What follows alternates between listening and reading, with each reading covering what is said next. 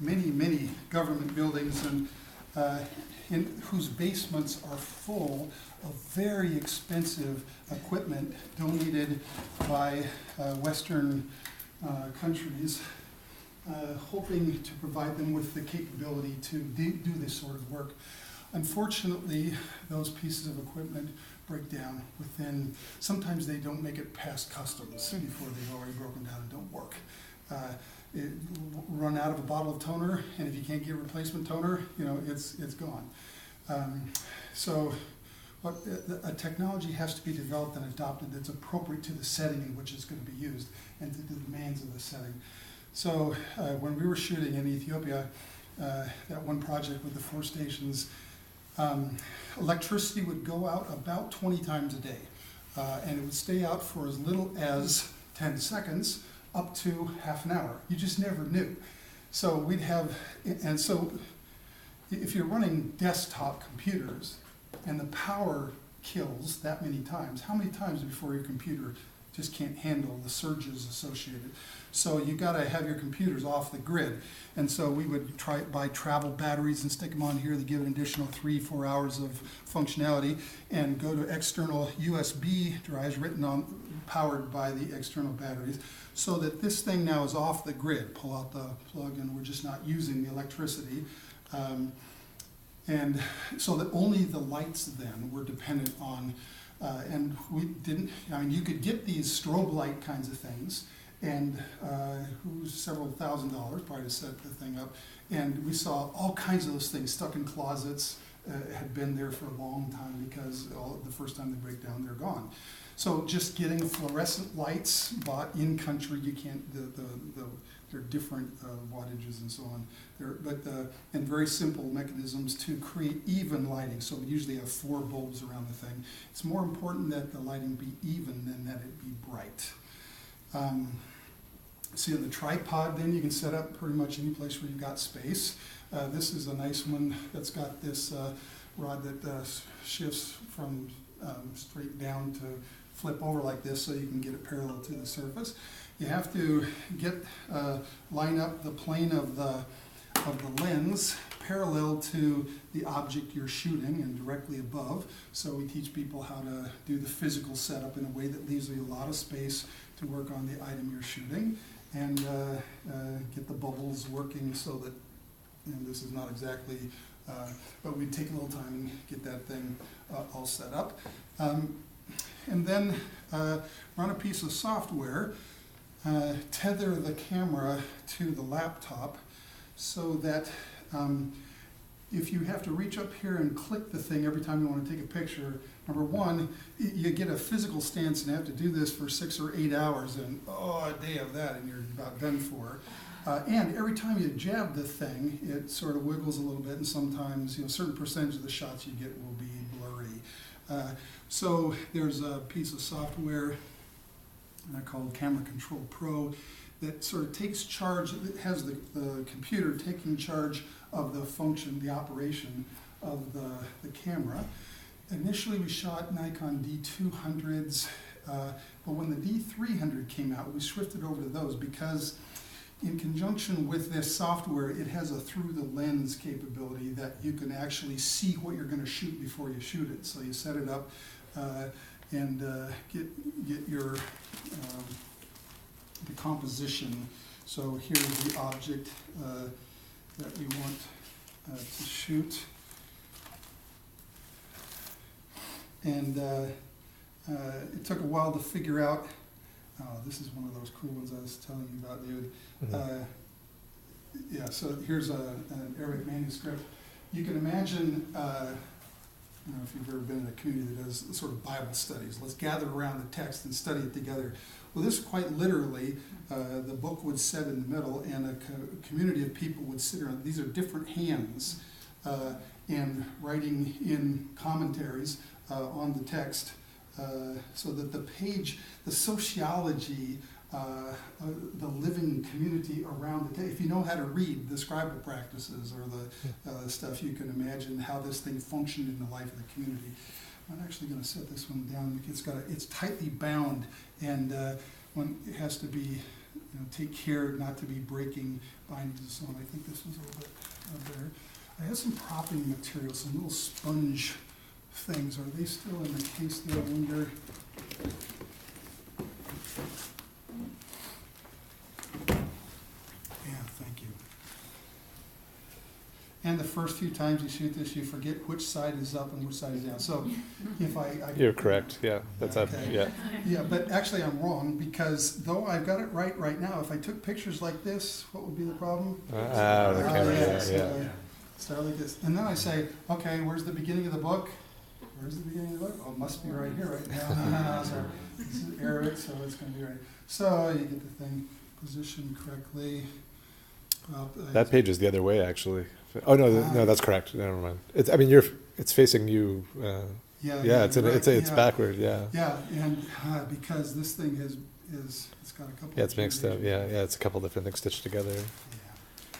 So anyway, you line up and compose the thing, include in the shot.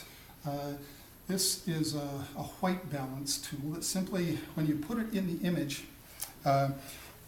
this defines absolute white. This provides the image with a definition of white. And so then when you're processing the image later on, you could say, how do I know when I've got the colors right on this? Click my little magic wand thing in Photoshop on that. And as long as something like that is in the image, you're pretty good. But you don't want to have to go back and color balance your images after. It'd be much better if you did that ahead of time. So one of the things we teach folks is how to set the color balance before you start. And that means the balance between red, green, and blue pixels, and the brightness. So the magic rule of thumb is sort of 120, 120, 120 is how you want those things. And if the range of those is within 10 from high to low, then it's going to be pretty good, and somewhere around 120. So we fiddle with the thing, get the color balance set up, calibrated, and then you can shoot all day. Actually, you can shoot for weeks, and as long as your conditions aren't contaminated by outside influences of light, then the images that come out of the camera will be color balanced as you go. So the dance, so I was telling you about the power going out in Ethiopia. So we'd be going along shooting, click, click, click, click, click, click. The lights would go out, so we go click, bam! You have to wait because they have to go in and get rid of that image because the light went with the power. We'd all wait. Here comes the light, click, click, click, click, click, click, click, click, click, click, click. It goes off, and hopefully you don't stab the thing again. So building these units, by the time everything is, this is a low-end professional or high-end commercial camera. So it's not really expensive, but it provides resolution. So the image that comes off this camera, its native size would be about that big. And it's got lots of pixels to be able to, you can't see the screen here, but take an image off of it, and it provides enough resolution so you could do higher. And that's part of the challenge, I think, for the modern world, is figuring out how much is enough. And part of the problem, I think, this was my own experience in the West, is that I have a very difficult time calibrating proportion. That is to say, answering that question, when is enough? When does the pursuit of the best become the enemy of the adequate? That's such a passion for us in the West that we can't say no to the best stuff, but that means we do so much less. In Ethiopia, the situation was so, we knew that we had electricity problems. The project could be shut down at any time. When the doors were open, we were there waiting for them to open. We would go in, and as long as electricity would go, we would shoot until they would close the doors. And that meant, though, that we had to, everything was about getting things as best we could up to a level of as high quality as we could, adequate quality, and then it was about speed after that. And if we could knock out 5,000 to 6,000 to 7,000 shots a day between 4 to 7 stations, to do that 6 months, 5,749 items took us 4,885 shots, clicks, on 4 to 7 stations working 4 to 5 days a week for 6 months. That's to give you an idea of the order of magnitude of the project. And let me see, what else can I say? Oh, yeah, so then the microfilms. So here's an example. I showed you on the other one, one of the first ones I made. This is called a film carrier, I think. Again, you can go on eBay and find these things, and nobody wants these things. Nobody knows what to do with these things anymore. What's this? What does it plug into? It doesn't matter. I probably ought to snip them off, because really all we need are the reels, and that carry then the microfilm, so you can mount the microfilm.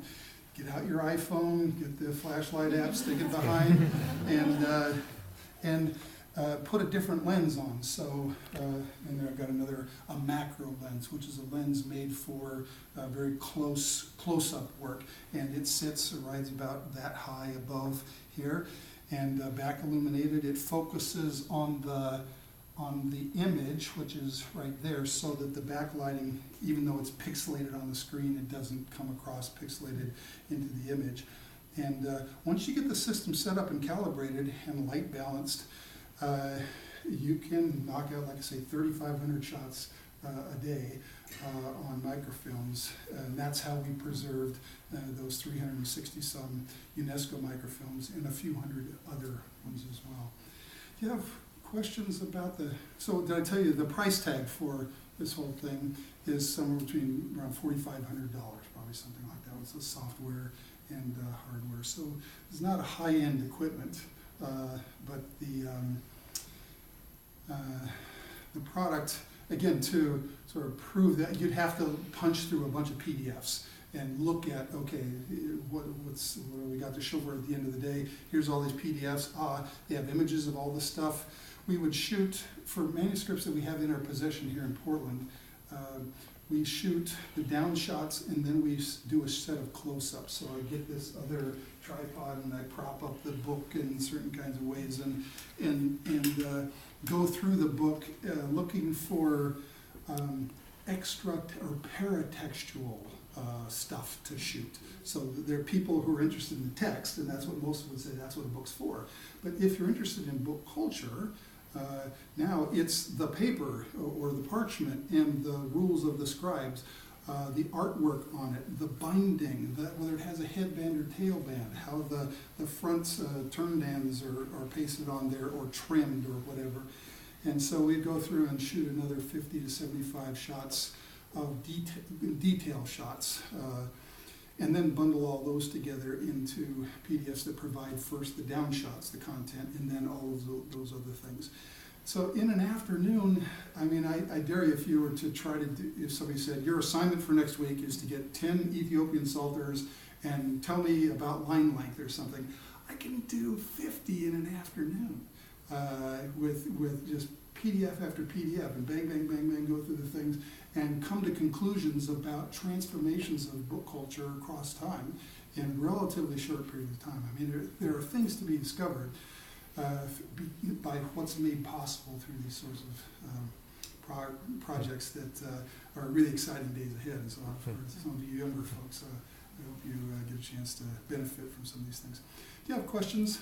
But I'm over here so I can see the mouse down on the floor. So you use that to trigger the shutter with your foot? Yeah. So Jeremy Brown, that guy that I told you about, so you're working on a book here and it's fighting you, and you're going like this and say, hold it, nah. So he invented, this may look to you like a mouse, but actually the innards of it have been cut loose and the optics have been pasted over. So nothing happens to the cursor when you move it like this. But the cursor will still deploy when you go like this. So this is our press toe digitizer. I've seen book digitization setups at the Internet Archive in San Francisco. It's similar, except it's a lot more expensive and it's in a big booth. But they use foot pedals to trigger the shutter on the camera when they're in production. So just set it over the shoot button on the software, and look away. Nice. Yeah. For books that don't really want to open up, can you set up this arrangement so the camera's on the side and it's, Yeah, at a slant? Yeah. So a cradle, build a Yeah, cradle exactly. kind of thing. Yeah. Yeah, it transforms, it's about 2.5 times longer to shoot a book Okay. when you have to do it that way, because not only do you have to shoot everything on this side, I mean, you can't, if you're going back and forth like this, Yeah. everything, so what you do is you set them up this way, you adopt a naming convention that has R's on this side and then Yeah. V's on that side, and then when you fold them back together, if you missed a shot, here, Yeah. everything off from there on is going to, so Yeah. like I say, it's at least 2.5, 3 times. Some projects, so this is the thing with the standards. When you digitize books, shouldn't you do one page at a time? I was like, absolutely, at least not for what we're facing in Ethiopia. You would cut down by 3/4 what we could accomplish. And again, my conclusion is look at the 2-page spreads and the degree of resolution that you get with those, and you're not missing a thing. So now you get some very big books. We shot the Haile Selassie Bible, a 35-pound thing made in the government scriptorium that represents the Textus Receptus of the 20th century of the Ethiopic Bible. And the thing is, got parallel columns of Ge'ez and Amharic, 4 columns on each page, and they're like this. We shot it 3 times to get it right, and the 3rd time was with a high resolution, and we did shoot 1 page at a time, and then had to go. We felt in that, that was one exceptional case where to do it that way. But otherwise, most everything else, we tried to figure out a way to shoot it if we could, 2-page spread. Yeah, one finds that the needs of digitizers. So we're in there, and for us, it's all about more, bring us more, get us more, do it as fast as you can. But you have to restrain yourself. I mean, so thinking about the object itself as a physical thing and the conservation needs, and you don't just crush the stuff down simply because getting the attitude, I'm going to take a shot and walk away from it, and then this digital thing is going to live forever. Who cares about the physical object? Well, that would be a wrong trade-off, going too far in the thing. So there are these sort of checks and balances or delicate sweet spots that we're trying to find between extremes. Do you find that they're often rebound, or is it typically the original binding that is still on them? Yeah, so that's one of the study. After you shoot a bunch of Ethiopian, where's my little case here? So here's an example of. So you can see very, very characteristic. Again, any member of the Ethiopian Orthodox Christian community sees that binding. They say that's one of ours. That's an Ethiopian Coptic chain stitch, and there are 4 of them. In 98% of all books, there will be 4 of them. And they're attached with bridle attachment to the boards in a very particular kind of way, go through the side down and strung through there's a very specific set of rules. So this one is clearly original, and then you can tell often quite easily when the thing's been rebound, because they won't be sometimes they'll be put in a different gutter, and the old gutter where the binding took place is in a different spot. And yeah, so studying, are there sets of rules? Oftentimes the rebinding is inferior to the original binding. And yeah, just all kinds of interesting things to be sorted out. Other questions? I have a question. When you're in Ethiopia and doing this, do you have to take special steps to make sure that books don't get contaminated? I mean, do you have to wear gloves with certain books, or is it just it's already here in this condition, we're just going to use our hands and shoot it like it is? Yeah. We would always observe house rules on these things, and some. Again, this is another thing where you'd watch some Westerners engage a book, and it was just this sort of reverence and awe and delicate handling of things. And an Ethiopian would come in and grab the thing, and not that they had disrespect, but their cultural understanding of what it is they were interfacing with when it comes to preservation. Now, you'd never see a Western person prostrating themselves and kissing, doing obeisance to a book. See, I would seem ridiculous to it, but to an Ethiopian in that culture, that would be a perfectly appropriate cultural thing to do. So, engaging the physical thing as a. What was your question? Restate your. Oh yeah, sure. Whenever you were dealing with the books, like manuscripts, would you ever have to wear white gloves or masks, that kind of a thing? Yeah. No, the only place I was ever asked to do that with Ethiopian books was never in Ethiopia. is always in other places, yeah. Yeah, so you learn the house rules. Our rule was, I mean, Ethiopian, the parchment manuscripts are so durable. They're just amazing construction that they're going to be around here several hundred years after you and I are gone. So the reality is that they could be probably treated a little more roughly than with gloves and so on and so forth. But the paper ones, that's another story. They're much more delicate right from the outset, and it's a more challenging thing to carefully handle the Arabic materials and leave them in good shape after you digitize them. I was at a presentation by the Smithsonian where they were talking about screen resolution. There's kind of an arms race for resolution. Screen resolutions are getting better and better. So like things that were digitized even 5 and 6 years ago, you know, they're going back and sort of reading. Do you find that in your project at all that there was like a period of time where there's materials that maybe aren't up to standard anymore? You'd like to go back and and redigitize them? As I say, there were a few cases when the resolution of the D200, which was, I don't know, remember those numbers, it was like 25 by 3500 pixels per.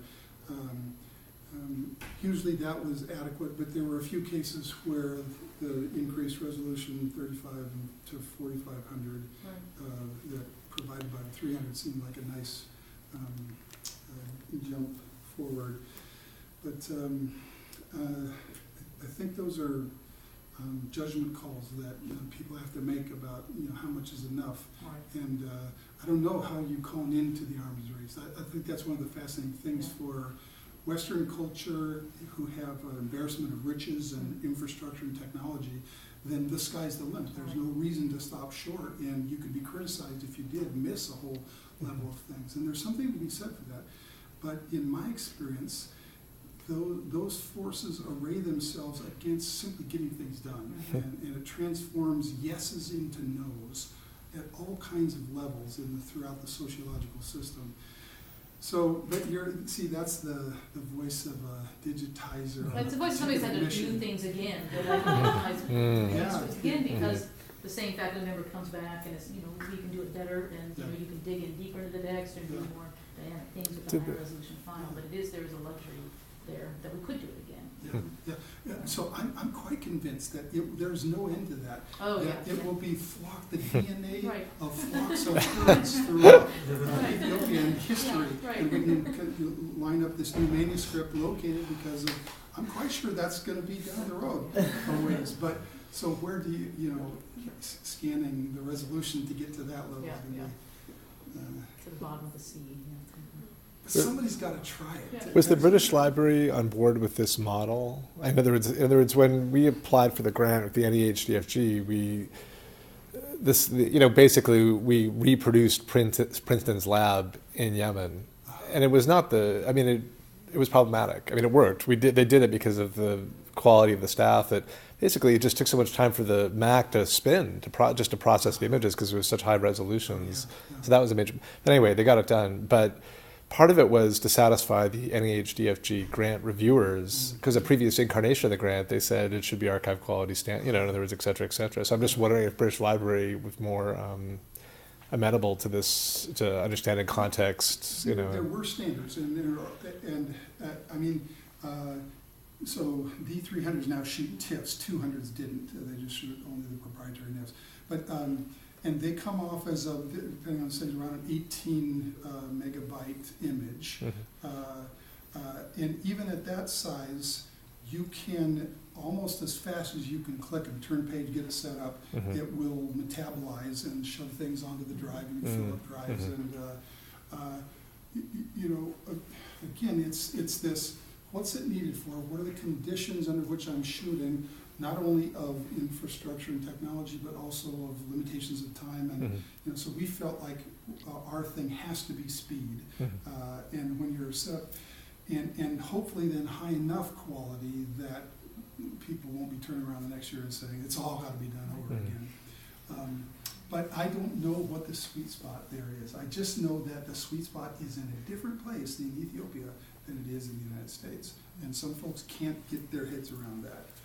And it's appropriately in a different place in the United States, right? We should, but can we say no to You know, are we guilty of sometimes the best becoming the enemy of the good? Other questions?